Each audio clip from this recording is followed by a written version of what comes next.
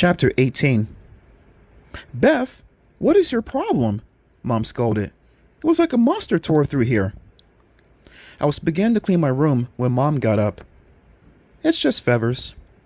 I tried to make it sound like nothing weird had happened. It's no big deal. Mom studied a shredded piece of pillowcase. It's not like you, Beth. You never done anything like this before. I know, I thought. Tell me about it. I did in my sleep. I tried to keep my voice steady. I was having a nightmare. She gazed at me with that worried look that she gets. I plugged in the vacuum cleaner. Beth, the carnival last night. Is there anything you want to talk? I didn't hear the rest of what she had said. I drowned the rod with the vacuum cleaner. That afternoon, I rode my bike downtown to Marshfield Hospital. I slipped upstairs and asked the nurse where Miss Gold was staying. She's in the ward, the nurse told me. Do you have flowers or a card for her? No, I replied. I need to see her. I'm sorry, the nurse said. No one is allowed to see her. Doctor's orders. I'm one of her students, I protested. I've got to see her, just for a minute. Absolutely not, the nurse frowned. If you want to leave her a card or something, I'll see that she gets it. She turned away to answer the phone. I stared down the long hallway. Door after door after door, and they all looked alike. I wish I knew her room number, I thought. Then maybe I could sneak in and see her. I tried to peek at the charts on the nurse's desk. Maybe I could glimpse Miss Gold's room number there. I stood on tiptoe, reading upside down. I didn't see any room numbers. The nurse hung up the phone. Please don't hang around here, miss. I want to give Miss Gold a card, I told her. I'll be back in a minute. I raced downstairs to the gift shop and bought a get well card. I signed my name and took it back up to Miss Gold's ward. I held up to the nurse. Fine. I'll see if she gets it. The nurse didn't even look up. She was busy filling out a form. Please give it to her now, I insisted. It's important. The nurse lifted her head and glared at me. She snatched up the card and stormed down the hallway. I watched carefully to see which room she went to. It was the last room on the left. I noticed an exit door at the end of the hall. I'll bet there's a stairwell behind that door, I thought. I hurried back downstairs. I strode down the hall as if I knew where I was going, as if I belonged there. Nobody stopped me.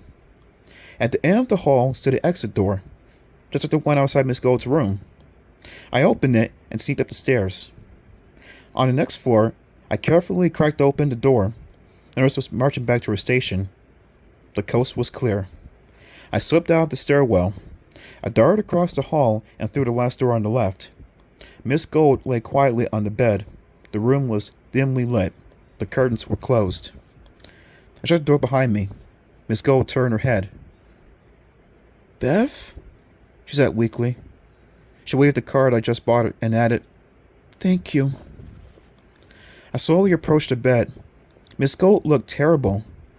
I remember how her eyes used to be so sparkly and blue, but now they look gray and dead. Miss Gold, I began, what happened to you? She stared up at me. Now her eyes were blank. Last night, at the gym, I prompted her. Why did you do it? She closed her eyes. I don't know, Beth. I can't explain it. But, did you do everything? I asked. The writing on the chalkboard? Smashing up the art room? Everything?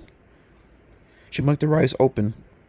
I suppose I did. She didn't seem too sure. I could hardly believe it myself. I twisted the black ring on my finger. I found something of yours outside the gym. I brought it for you. I held up my left hand. The black ring sparkled. Miss Gold's face twisted in shock. Beth! No! What are you doing with that? I told you. I found it. She grabbed my hand and desperately tugged at the ring. Take it off!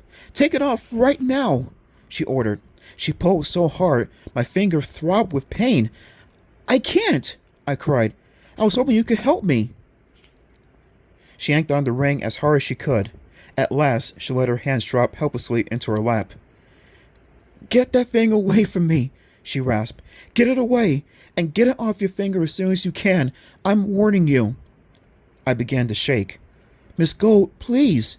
Get out now, she demanded. I can't help you. Just get rid of that ring. Trembling, I staggered out of the room. I slipped down the staircase and ran outside into the bright spring sunshine.